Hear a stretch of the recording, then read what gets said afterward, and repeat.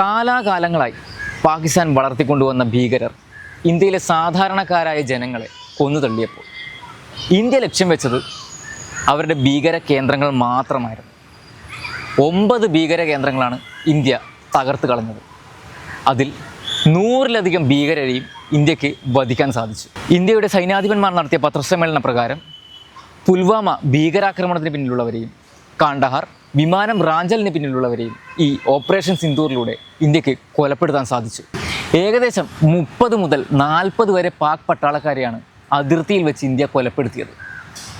കൂടാതെ ലാഹോറിലെ റഡാർ സംവിധാനം വരെ ഇന്ത്യ തകർത്ത് കളഞ്ഞു. ഒടുവിൽ ഭയന്ന് വിറച്ച് നിൽക്കക്കള്ളിയില്ലാതായ പാകിസ്ഥാൻ അമേരിക്കയെ കൂട്ടുപിടിച്ച് ഒരു സീസ് ഫയർ നാടകം കൂടി കളിക്കേണ്ടതായി വന്നു.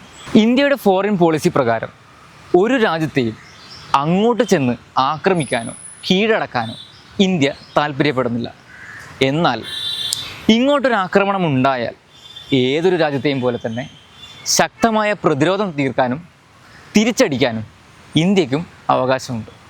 അതിവേഗം വളർന്നുകൊണ്ടിരിക്കുന്ന സാമ്പത്തിക ശക്തിയായ ഇന്ത്യയെ ഒരു യുദ്ധത്തിലൂടെ അട്ടിമറിക്കാൻ സാധിക്കുമെന്നും മതം പറഞ്ഞ് ഭിന്നിപ്പിക്കാൻ സാധിക്കുമെന്നുമാണ് പലരും കരുതിയിരുന്നത്.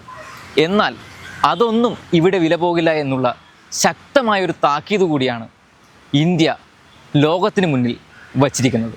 2008-ലെ ഇന്ത്യയല്ല 2025-ലെ ഇന്ത്യ എന്ന് എല്ലാവരെയും ഒന്ന് ഓർമ്മപ്പെടുത്തുന്നു.